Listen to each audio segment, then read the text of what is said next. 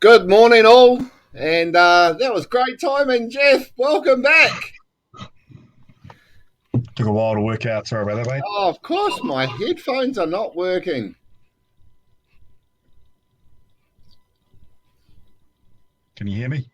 No, I can't hear myself either. So hang on. Sorry, people. We're just having a couple of microphone issues. I will hopefully sort this out in about 2 seconds. This is a bit of a worry. Let's have a listen. I'm trying to figure out what's going on here. We're having communication problems today. I'll even try that. Can you hear me using the other? Yeah, it's a bit muffled, but Oh, can you hear me? Isn't it wonderful technology? All of a sudden, I thought I would do a bit of fun using this particular output, and it's not working. So, No, that's it. That's good. oh my God, What happened? Can you hear me? I can hear you loud and clear now. Thumbs up. Yeah, thumbs up. Can you hear me? Okay.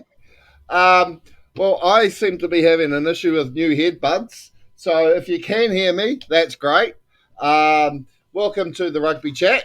While I just try and sort out my sound issues, Jeff, would you like to tell me what your thoughts are quickly, seeing you're wearing the Harbour jersey, what your thoughts are on your Ranfurly Shield Challenge this week? It's a gimme, mate. Put the money on Harbour. The Shield's coming back to North Harbour, without a doubt. It's a no-brainer. The Harbour boys are on fire. No disrespect to Hawke's Bay, Harbour's on fire. So I'll go down there all fired up, mate. So I'll bring the Shield back. Brilliant. I can now hear. Good. Oh, that's excellent. That's good. I had the wrong ear button. Is this still streaming via your Heartland page via Facebook?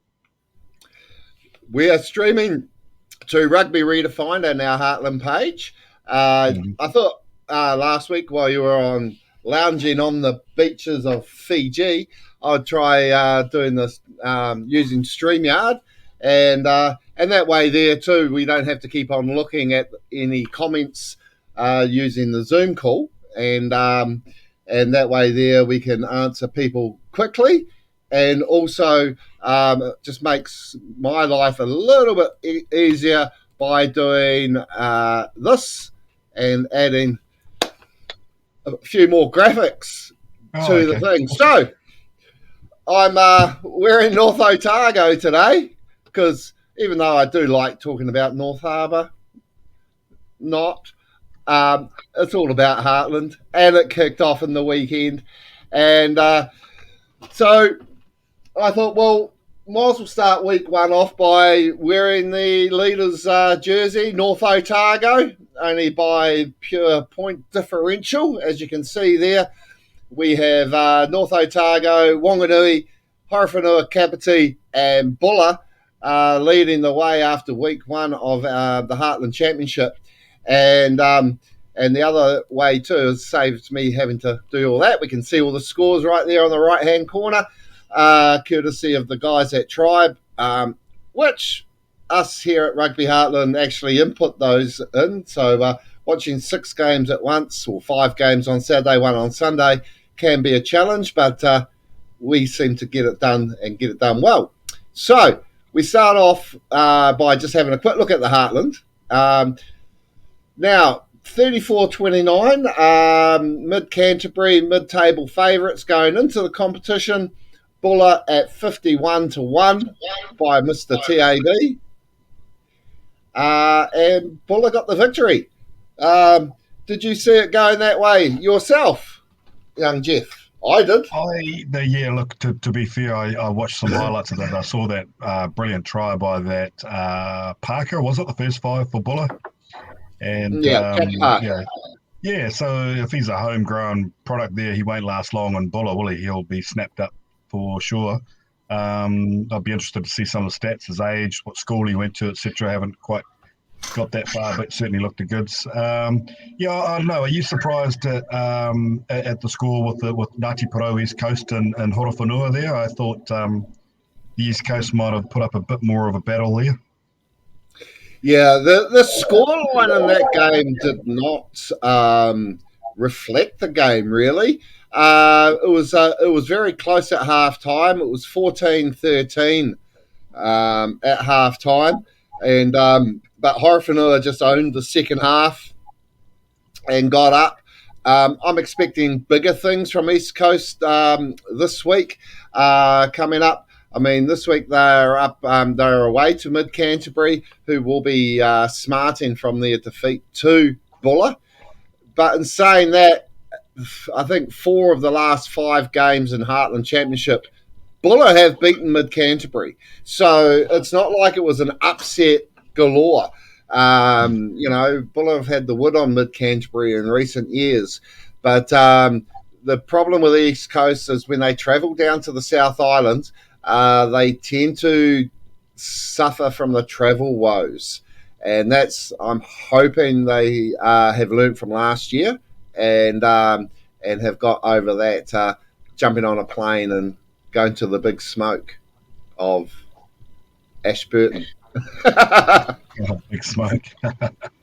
Yeah. Valley's a team that's close to my heart, obviously growing up in the Waikato, and we used to play obviously age grade against Thames Valley all the time, and playing Roller Mills as well. Thames Valley were part of that, and I'll certainly always keep an eye on how well they're doing. And of course, our mate James Semple, his brother Harry Semple, coached the top side there. They won the Thames Valley Championship, and it'll be interesting to see how Thames Valley rock on through the season as well. Yeah, well, I mean, they had it was an interesting game there on Saturday, which was live on Sky, which was awesome to see, and it's awesome to see the live games every week on Sky as the Swamp Foxes went down to Timaru. Oh, well, they weren't in Timaru. They were actually in Temuka, playing the first-class game by South Canterbury in Temuka in 99 years, which was quite an amazing time between drinks. The game was held up for about 17 minutes with a very nasty tackle on the scrum half of Thames Valley, Ben Bonner. Let's just say it was an unfortunate incident. He got put on his ass, and then a South Canterbury guy came through, bumped the guy who put him on his ass, and all I can say is there was a major chicken wishbone happening with his legs, and he dislocated his hip, but news out of the valley is that he's okay and just a bit battered and sore, but just goes to show you how tough they breed them in the valley. Dislocate the hip and you'll be right, mate. Ouch. So, but they escaped that game with a bonus point near the end. I think that was very lucky. I think South Canterbury were very lucky. They got away to an early lead, and they seem to have sat on their laurels a bit. And there was a lot of one-off stuff, no one running onto the ball. And I think going into their game coming up this week against Horowhenua here in Levin, I think we'll see a totally different South Canterbury side. Nigel Walsh and the team will definitely be looking at that last game knowing they've got a lot to work on. The other game is my prediction for the Meads Cup final this year is West Coast versus Wanganui. I am on national radio last week predicting this, so I've got to stick with it. My pick for the championship this year is West Coast. They went down by 43 points to 19. Made me look like a fool. They lost by 24 points, and they literally gave Wanganui, the Butcher Boys, the head start of a 24-point lead. So you can argue the fact if they hadn't given away that 24-point lead, it could have been a different story. the scoreline at one point was 24-19 with the red and white hard on attack. They just couldn't break the defensive line of Wanganui. They got a late a try against the run of play, and really, it was good night nurse from there. So I expect a lot more from West Coast So next week. what's your reasonings? What's your reasonings there for West Coast winning that Heartland? Oh, you can't just pick a number between 1 and 12. No, you can't. So in the pre-season, they had the first time in 40 years they've both beaten Nelson and Marlborough in the same season, which gave them the Seddon Shield, which is a huge trophy in New Zealand rugby. And they do have a very steady solidness about the team in the forwards and in the backs. They're going to be ably led, I believe, this year by Elliott Smith in the centres. They've got a very strong forward pack. They've got some speed to burn on the wings. They've got experience there with Jared Ferguson at scrum half. Josh Tomlinson comes in on the flank. There's just an overall solidness about the team, and I think they are going to go well. They are definitely going to bounce back and give Thames Valley a major run for their money, because both these teams can't go into week 3 with a loss under their belt. So, and of course, Thames Valley will be looking to celebrate their centenary this weekend. So, congratulations to the Swamp Foxes on 100 years, celebrating along with King Country. And, but yeah, the game this weekend, it's at 1 o'clock and it will be live on Sky TV in New Zealand. So keep an eye out for that game. It's going to be a cracker, and let's just hope the weather up that way stays nice and fine. And I hear you're heading that way, so maybe you can take some of that Fiji sun with you. Yeah. So where's the game played again then this weekend? It's going to be played at Te Araha. So, but I mean, all the celebrations start on Friday. They will be numbering all the players since 1922, which I had the privilege of helping their president, Kelly Plummer, be involved with, numbering their players. So we've got all the player numbers up to date, including last weekend.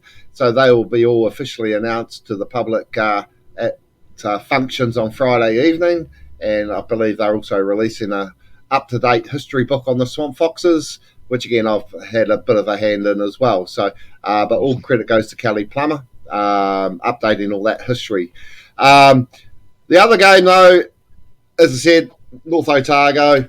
Oh my God, they literally blew Wairarapa Bush off the park at Palmerston North on Sunday night.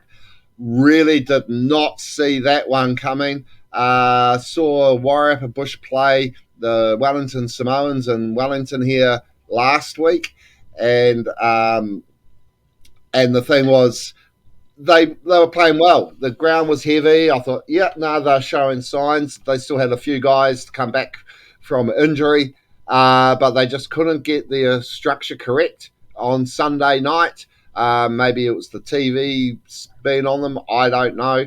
But North Otago, they had about 10 new debutants, same as Wairarapa Bush.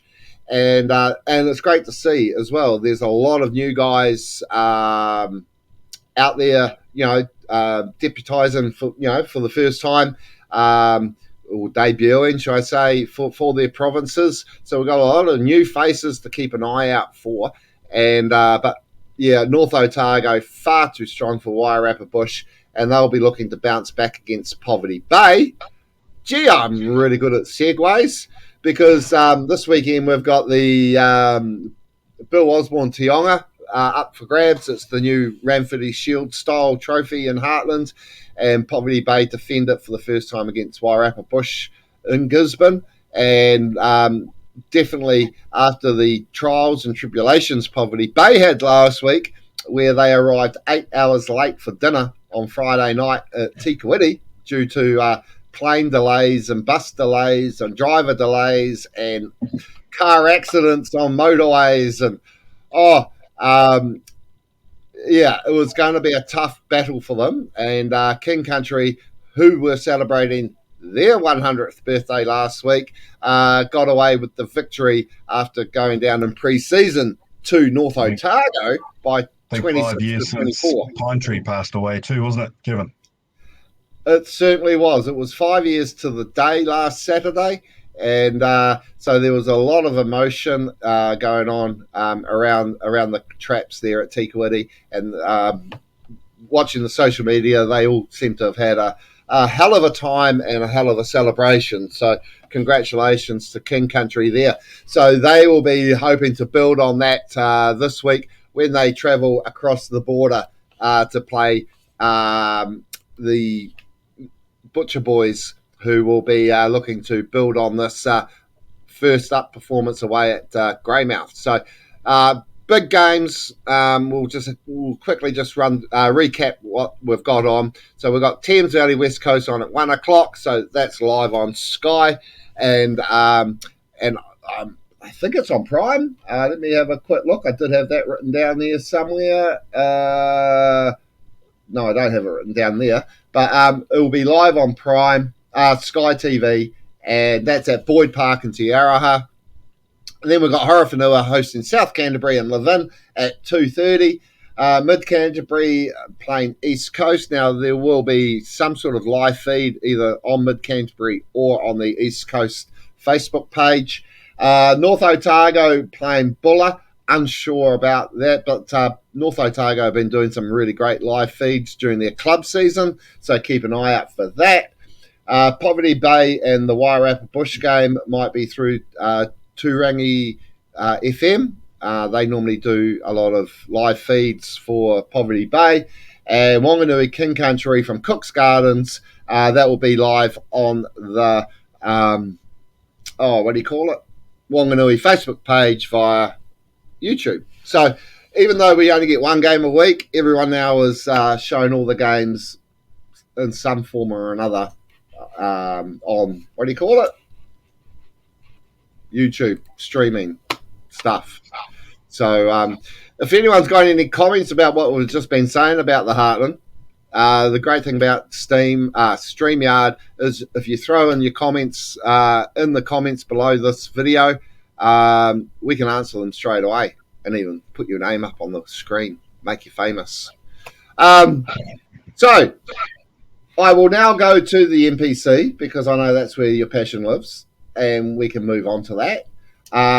So as we've said, and I'll bring up the table. Here is all the up-to-date table. And North Harbour, your boys are in third place, sitting behind Auckland and Canterbury. Right. I know we were having sound issues at the beginning, so and I probably missed it while I was trying to sort it out. So North Harbour, Hawke's Bay, the odds versus the evens. The odds have the Ranfurly Shield. You're bringing it home?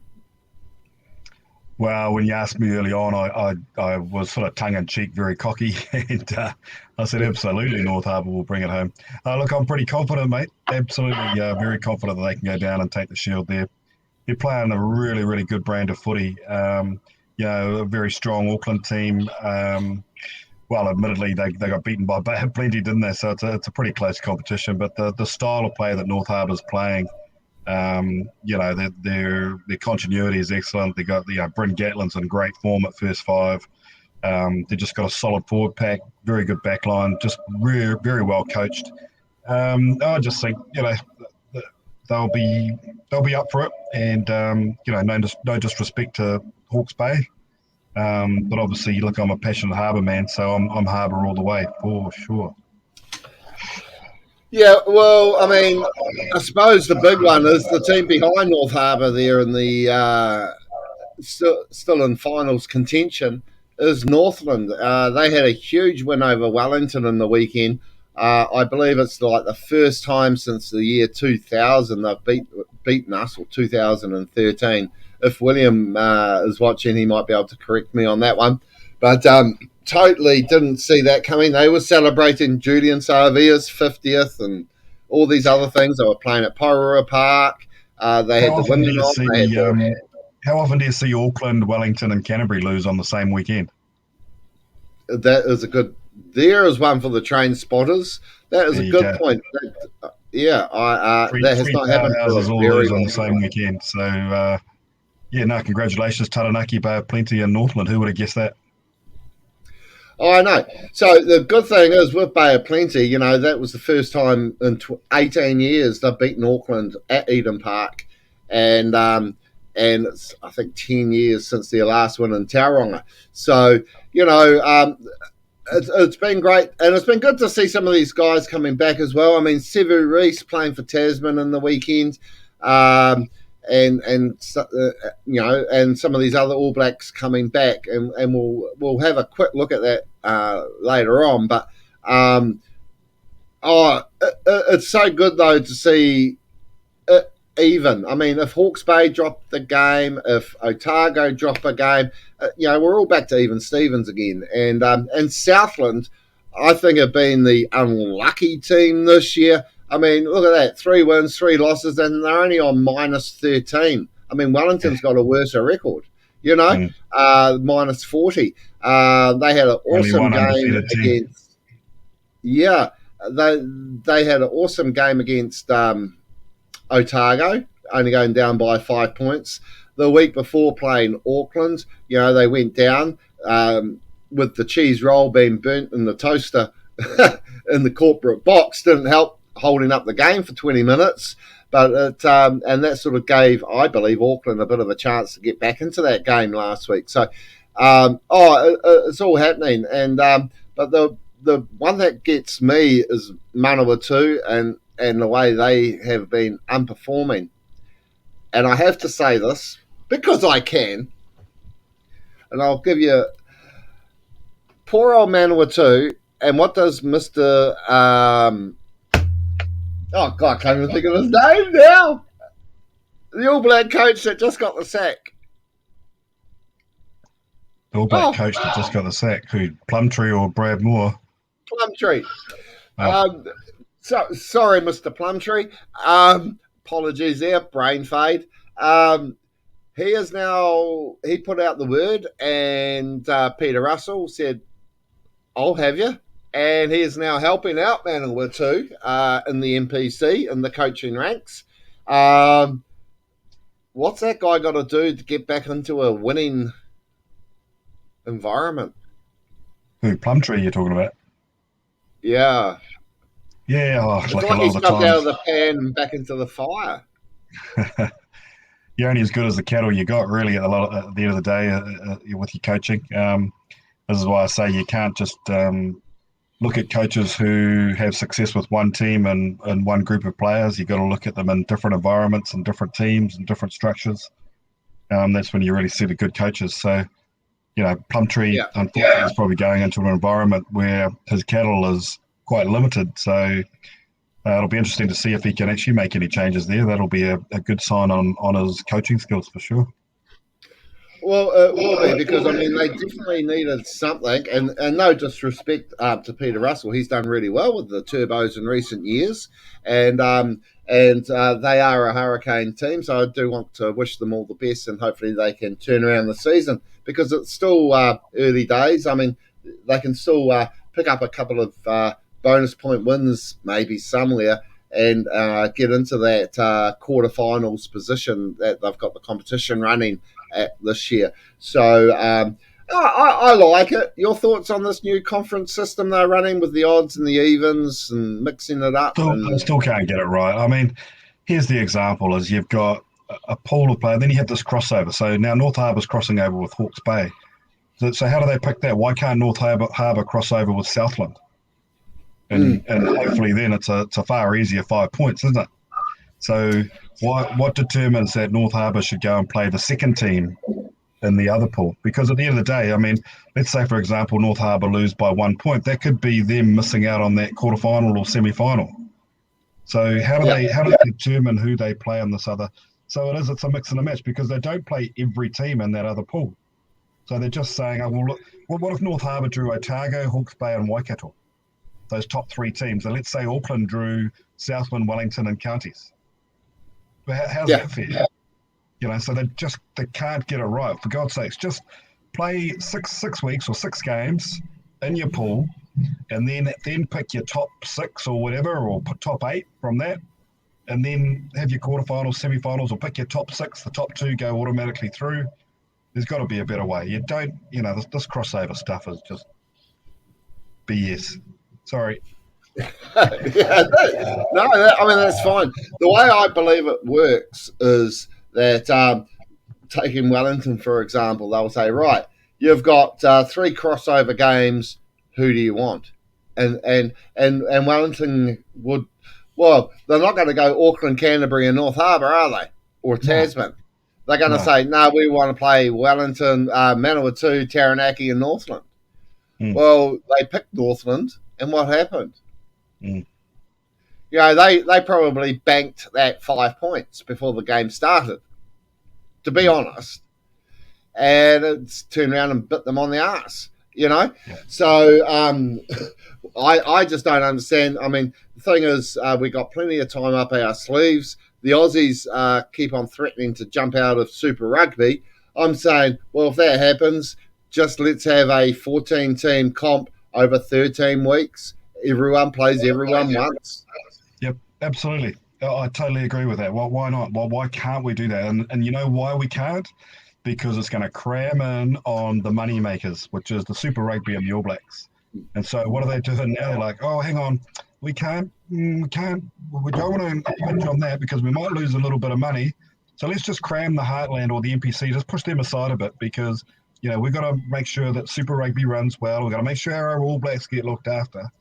And again, what are we, that whole tribalism around the NPC that people crave is being pushed aside and made into a second-rate competition. And what happens? The product goes, people lose interest, no rugby. And this is what's happening. 100%.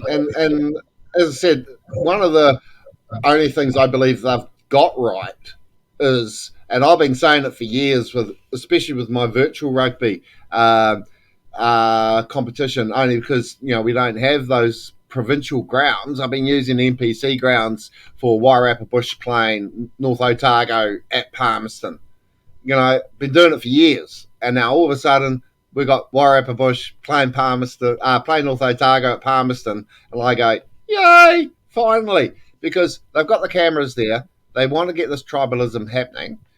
Now, one thing we have done, and this is just something I'm throwing out there, and people might just think I'm ridiculous, but we've been running what we call the sub-unions virtual competition. Why? Because they're all been, teams like Ellesmere, North Canterbury, Eastern Bay of Plenty, Otago Country. They've been active on social media. They've been posting their teams. They've been getting excited about their sub-union, trophies they play for between, North Canterbury and Ellesmere and Canterbury Country and all this stuff, and they've been posting the teams, which allows me, as a guy who wants to have a bit of fun with it, I can see the guys, I can see what positions they all play, I can get their names correct, and on some occasions get their looking the same. It just goes to show, not only doing the Heartland virtual, but we're also doing a sub-union virtual. There's a third or even a fourth division there. And I know it comes down to money, but then all these games are being played anyway. All these games don't need the TV. They might just need a bit of that Silver Lake money to help promote the game in the provinces. Because this is where we've got to grow our next NPC guys. This is where we've got to grow the next, Cullen Grace from South Canterbury, who can then move to Canterbury, who can then move on to the Crusaders, who can then move on to the All Blacks, And the same with the women. I believe next year we may, it hasn't been made official or anything like that, but we're lining up quite nicely next year to maybe see a Heartland women's competition with the Thames Valley Vixens, the Wairarapa Bush Girls, Wanganui, King Country have developed a team called King Country Pride. We've got the Ngāti Pro East Coast Wahine, and then you've got the Tasman Girls. I mean, imagine some of those Heartlands teams moving in with the Farah Palmer Cup. Mm. There is plenty of room to grow the game over all aspects. Mm. Great, the All Blacks have finally won a game, but at the end of the day, they've really still got to start looking at the backyard, the grassroots of rugby in New Zealand. Full No, stop. exactly. I totally agree, mate. And here's the other thing: we were talking about Manawa too, and so they lack the All Blacks. Their one All Black is Aaron Smith. Now, what sort of a difference would Aaron Smith make to that Manawa 2 team at the moment? I mean, he could be the difference between them winning a couple of games. He has that much influence on the game, yet they lose him to the All Blacks, which again is fair enough. But what happened last weekend is they're like, okay, the All Blacks have said, well, these guys aren't enough. I'm going to release these guys back to NPC. So all of a sudden, you've got a matchup that may have been a little bit even. All of a sudden now becomes overkill for the team that gets their All Blacks back. So I think one team had 3 All Blacks arrive. I can't remember what it was, but they released these All Blacks back. Now, why don't they release the All Blacks back into the Heartland? Why don't they just nominate a Heartland team? Because at the end of the day, they're not going back there to help their team win a game or whatever. They're going back there to get some game time. Doesn't matter who they're playing for. They can go and play for their clubs, but obviously club season's over. So, look, rather than go and just create this real mismatch of All Blacks coming in and All Blacks going out, and some provinces never seeing their All Blacks, in Manawatu's case, they'll never see Aaron Smith this NPC, and other provinces are exactly the same. So, maybe they can look at maybe just pushing those All Blacks. They want to give them some game time and give them some rugby under their belt, push them back to the Heartland Championship. I don't know. This competition has been going since 1976, and we still can't get it right. I mean, we've tried to cut teams out, tried to put teams in. Now we're splitting it into 7 and 7. Doesn't work. No, and you think of Sam Cane playing for King Country last year, coming back from injury. Yeah. Played one game, but look at the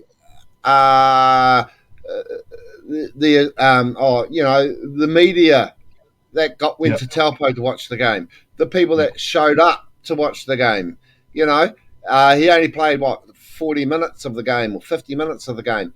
The whole point of that is, again, he gets a bit of game time, but it gets the kids off their butts down to the park to watch an All Black play for their little union, and so, I mean, I'm not saying he should have come back and be there, but I mean, you take our good friend Jason Ryan.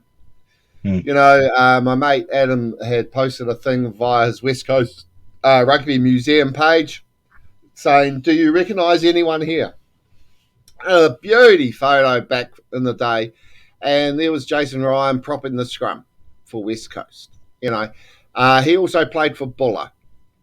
And he's done his time. He's come through the grades. He's helped Fiji and all that stuff. And as he pointed out, has been his dream. I'm guessing it was his dream when he was at West Coast and Buller, and when he was playing for Sydenham. That one day he would want to be a coach of the All Blacks. And now he's there. He's living the dream because he never gave up. He just kept on chipping away. So, that seed's got to be planted somewhere. And the best way is, as you've pointed out, send some of these guys back to Heartland to inspire the younger generation to go, oh, I could do that. No, exactly. Yeah. Exactly. I think the Heartland coaches would be a lot more acceptable of their All Blacks just bowling on in on a Thursday night and then starting them on Saturday, rather than the Bunnings NPC coaches, because it's at that next level up, and so it can be a bit more disruptive than anything else having an All Black just come in at the last second. But certainly in the Heartland, I think that'll be, there's so many benefits there around that. But I guess there's you got to weigh up, how long are these All Blacks being released for? If it's going to be 6 weeks, then they might as well go back to their provinces. But if they're going back, like in Sam Cane's case, to maybe see how he gets over an injury, or if it's going to be 2 weeks or 3 weeks until they're dragged back into the All Black squad, then send them back to Heartland. Oh, true.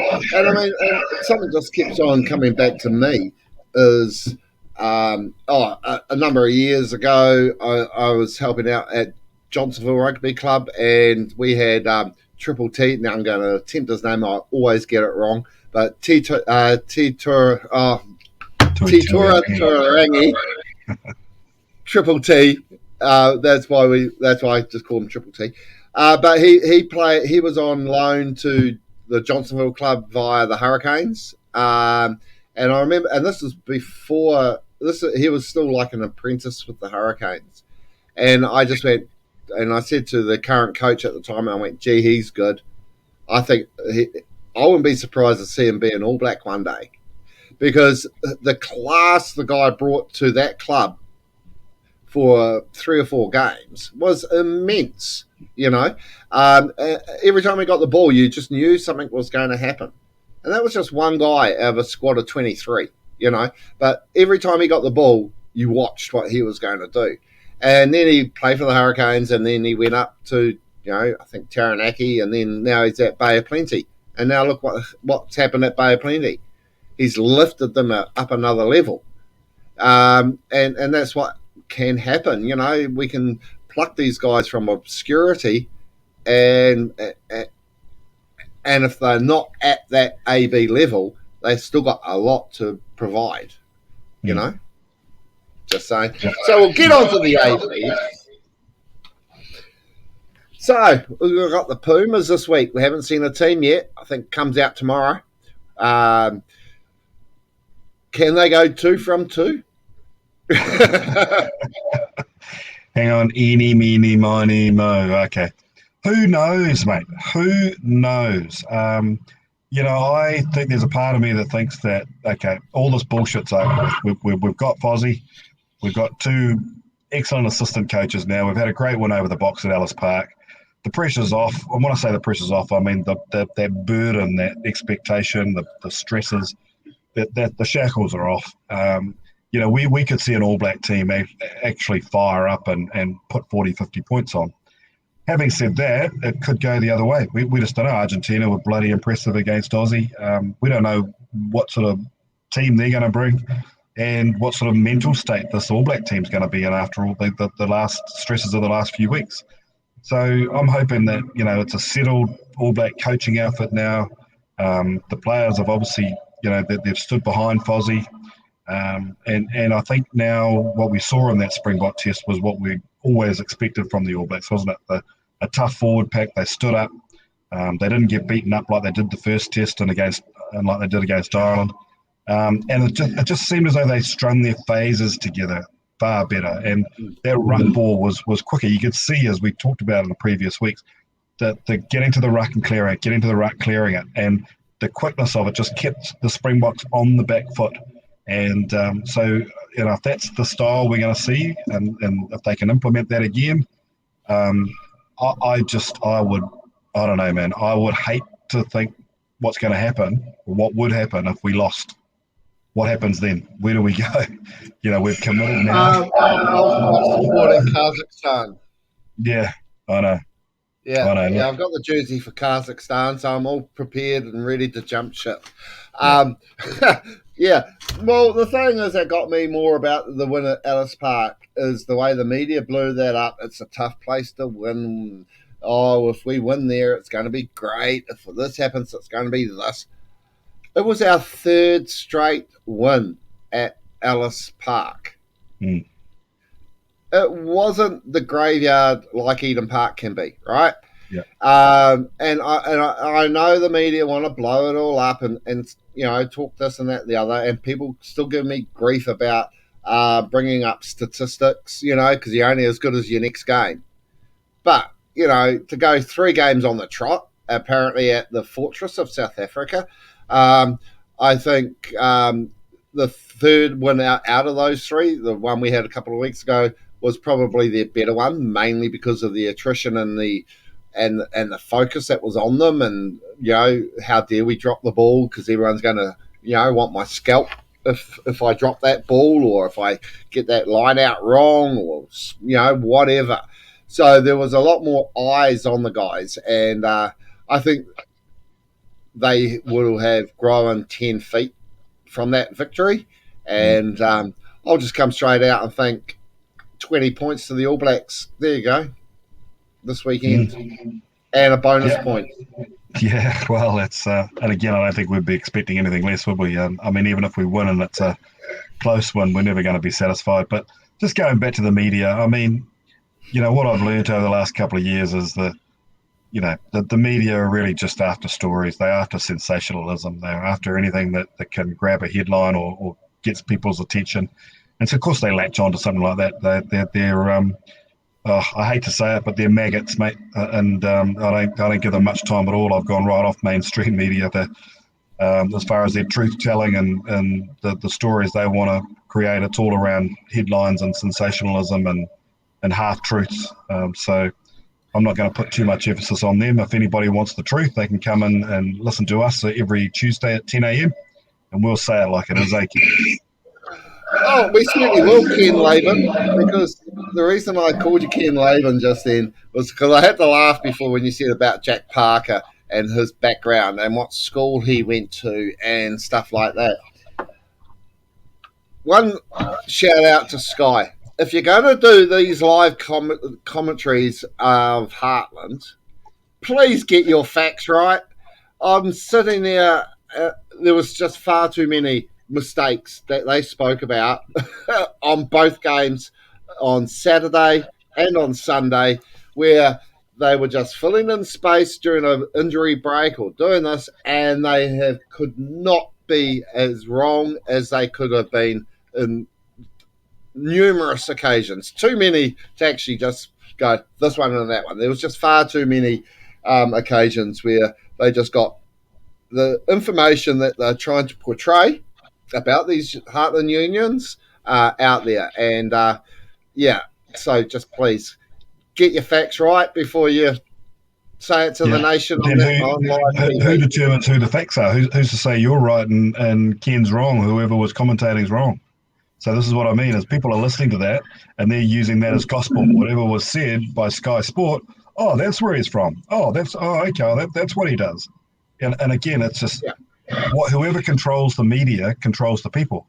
So people are sitting there just blindly watching the game and listening, and here it's being registered as truth, and that's it. So how do you do that? Honestly, I don't know. At 10 a.m. on a Tuesday. Well, yeah, watch us, and we'll say how it is. I mean, the thing is, I'm literally now watching the game, and I'll use the alternate option where it turns the commentary off, because it's sort of like, commentate the game, commentate what's happening. I really don't care what school that person went to, unless I'm watching the first 15 championship, with the colleges. I know what school they're going to because it's St. Kitts versus St. Kettagans or whatever, My favourite, St. Kevin's, of course, down south. Great name for a school, Kevin's. But otherwise, we'll have a quick look because it's not just all about New Zealand rugby, of course. We need to look at further afield. So the South Africans are showing up to bounce back from their defeat, playing the Wallabies in Adelaide this weekend. First test match in Adelaide in 20 years. So, is this Australia rugby trying to get the message across that it's just not Sydney?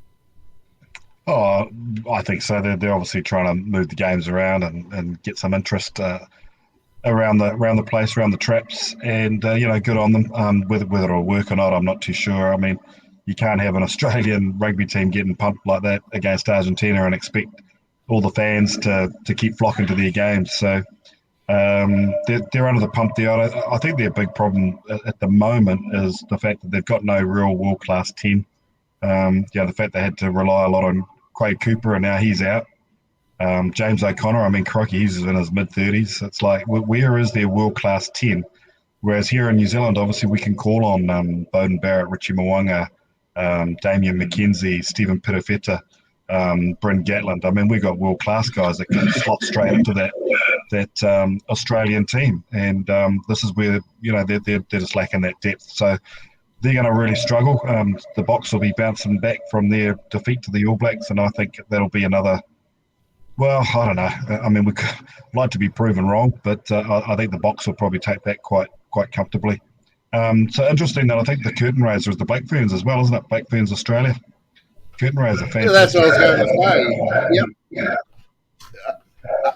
Yeah, so it's the Black Ferns' good victory over the Wallaroos last weekend. Our good buddy Chelsea wasn't playing, but she was on the all first women's international media. Here's us bagging the media, but an all woman panel, hosting the show. That was awesome to see, and but I did see on the social media she was there pumping the weights Yeah. in camp. So I'm expecting to probably see her named in the team. I know she had a Chelsea Semple we're talking about. She had a hamstring injury, I believe, which is eating away at us trying to get her over 100 first class games, Jeff. It is, mate. Yeah, she's niggly little injury. I think she's available this weekend. We'll probably find out sooner or later. But yeah, no, the Black Ferns were very impressive, weren't they? I think again, this just goes back to really good coaching, and that the proof is in the pudding when you get coaches like that getting success with different teams. So they've got a formula. They inject it into the players buy into it, and all of a sudden you've got a team like night and day. But not only that, the fact that they've gone fully professional makes a huge difference, which means their fitness levels are up. They're stronger, they're fitter, faster. And they're just committed to the game and learning the game and following the game plan. And 50 points, they could have. I think they butchered maybe 3 or 4 tries as well. So my only concern with the Black Ferns is that they're only playing Australia leading into the World Cup. So they're going to be playing Australia in Adelaide. Their first game at the World Cup is going to be Australia. So the first time they ever face England or France is going to be in a quarterfinal or semi-final. So I just hope that they've got the tough games under their belt, and that they're ready. I might just start calling you Wayne, because that's what my buddy Wayne and I have been talking about for weeks. And we're saying that, especially last weekend's game, we're saying, oh, that's great. And sure, we've got the speed on them. Sure, we're murdering them in the scrums. But that was Australia. It was America. It was Canada. Now, you look at Japan, and I go, okay, here we go. Japan beat Australia this year. They've had some good victories, Japan, this year. They played Ireland in the weekend and got beaten by 50 points, 57-22 or something like that. The Northern Hemisphere are the ones to watch. When New Zealand do get to play the English and the French, unless we can bulk up something, I still think the Black Ferns are going to get pushed off that ball more times than win the ball going into those games against the Northern Hemisphere sides. So they may be going great. The media might be pumping them up, but you've got to look at the opposition, and the Northern Hemisphere is currently light years ahead of the Southern Hemisphere when it comes to women's rugby. Yeah. I mean, there's a lot of truth in that, Kevin, for sure. But I just think that the growth in this Black Ferns team, and the words from inside the camp, what they're all saying, the buzz, that's going to give them another 15, 20 points, and so that could be that little bit of a difference. It's certainly not going to be the walkover that France and England did. The hatchet job they did on the Black Ferns in the Northern Tour last year. It isn't going to be like that. So it'll be a lot closer. And that's the intriguing thing about this World Cup, isn't it? Is that prior to that Northern Tour, or even after the Northern Tour, it was England and France for the taking. They were clearly 1 and 2. But now all of a sudden there's another factor in that mix there, and that's New Zealand, and they're coming back. So I'm obviously I've got tickets to the opening game, and so I'll be following those and trying to attend as many games as I can, and I would fully expect that the Black Ferns can make the final. Yeah, well, as I said, the World Cup in Auckland, everyone north of the Bombays are looking forward to it. And we'll be just sitting back here, the rest of the country watching it on the telly. I still think they On could have Spark moved the Sport. games around. No, it's not, is it? I'm not too sure 100%, but I think that the game in Adelaide is on Spark Sport. No, is it? Yeah, it is. I'm pretty sure it is. Let me have a check. Yeah, pretty sad. But Yeah, well, I might have to turn on the old VPN and go through Bulgaria or something to watch it. absolutely, mate. Let's see. Oh, Yeah. Oh no, I was that is unaware of that. Sky Sport One. Sorry, that is Oh, 2:45 oh, Sky Sport One. yes, yes, there we go. Oh, you gave me a heart attack then. I'd seen somewhere So, Spark Sport. I was like, no, that's good. well, that will be probably the World Cup. I'm sure they've got the Rugby World Cup license at the moment, Spark. So the sooner they get rid of that, and because I'm enjoying the late nights watching the English Premier League, which has been fun, especially watching Leeds beat Chelsea 3-0. Did not enjoy Liverpool going down 2-1 this morning, though. But there you go, Spark Sport. Yeah, Rugby World Cup underneath that. So yeah, Spark have got the World Cup. So I'll be watching that via World Rugby's website, I am sure, via Kazakhstan maybe. But otherwise, it's good to have you back, nice and refreshed from your holidays anyway. And yeah, so did you spot any potential players you want to tap on the shoulder to say come and play for Harbour while you were in Fiji? Interesting. I saw Wyatt Crockett was on our bullet bus around the island. We said to him, mate, you need to be over in South Africa, and he says, oh mate, I think my days are up. Colin Slade had dinner on the table next to us at one of the pubs or restaurants there, and Graham Fox was in the same resort as well, so we were swimming in the same pool as Foxy. So I think it's a very popular place. Stephen Curry was there, the NBA superstar. He was over in Fiji at the same time. But no, great holiday. But I'll tell you what, the stories are the legends around Fiji and their sevens is it's still going. I mean, everywhere you drive, little wee patches of grass, and there's kids throwing around a taped up coconut or a flat ball or whatever it is, an empty Coke bottle, whatever, anything they can get their hands on, they'll throw around. They'll goose step, side step, pass the ball behind their back, and they're just everywhere on the beaches, on the any bit of grass. They're absolute freaks, and they're just beautiful people, the Fijians. But yeah, I'd certainly Yeah, like to start a scholarship and grab some of these guys out of the villages and bring them back. yeah. Well, because the reason I mentioned that is this is on this weekend. If you can see that. Yep. Oh, I'll take that branding thing off there so we can just quickly see what we're looking at there. And I can't even find. Oh, there we go. I'll hide that for a second so we can see who's in Pool C and Pool D. The LA Sevens are on this weekend. And so New Zealand are up against the South Africans, USA, and Canada. Bit of an interesting pool, that one. I thought they might have. Well, I know it's all drawn out of a hat, but USA and Canada are in the same pool as New Zealand and South Africa and LA. You've got a feel for the Americans and the Canucks. Yeah, it's interesting. The USA Sevens traditionally has been played on a smaller field. It's not a rugby size field. So I would be interested to see what field they're playing on, because in the past it hasn't suited teams that like to play to width, say your New Zealand's and Fiji's. So if you have a look back, you'll see that the Samoa's won this tournament probably more than any other tournament, because they play a very direct type of game. South Africa very similar, and teams that like to spread the ball and move it away, that all of a sudden they're running out of room. So I'd be interested, number one, to see the size of the field, whether it is a full size rugby field. But again, the beauty of sevens is that, mate, any one of these teams can upset. So I mean, if you look at New Zealand, South Africa, USA, Canada, obviously it'd be an upset if South Africa and USA went through, but it wouldn't be a surprise, if you know what I mean, because they could easily upset New Zealand, and vice versa. Canada can pull off a win. And likewise with Fiji, Ireland, France. I mean, Ireland have come on in leaps and bounds, haven't they? And France have always threatened to be a very good sevens team. Very open competition, but obviously, yeah, I'd be looking for New Zealand to get through in Pool B.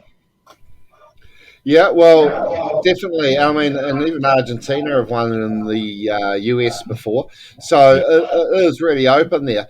Now, the interesting thing there, seeing Argentina being in Pool A, is we've just had the qualifying series. I think it might have been on while you were away, actually, and the teams that have survived, well, won the qualification for the next core teams for the next World Series. Japan managed, the Japanese women managed to survive a spirited battle from Poland, which would have helped our friend Kasia. She would have been very excited if Poland had made it, but Japan survived the drop. They will remain a core team in the women's competition. And then in the men's competition, the winner there, I would have thought might have been Germany, was actually Uruguay.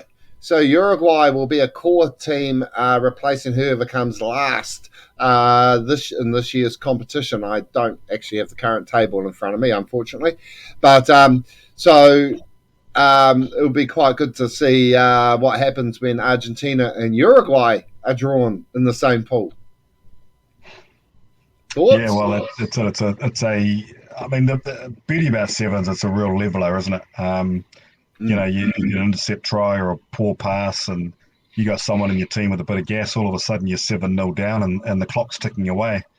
So it's all about retaining possession. It's all about just keeping the ball away from the opposition and making your tackles. And if you can make every tackle, because again, if you miss a tackle, all of a sudden there's no one in front of you. Boom, it's try time.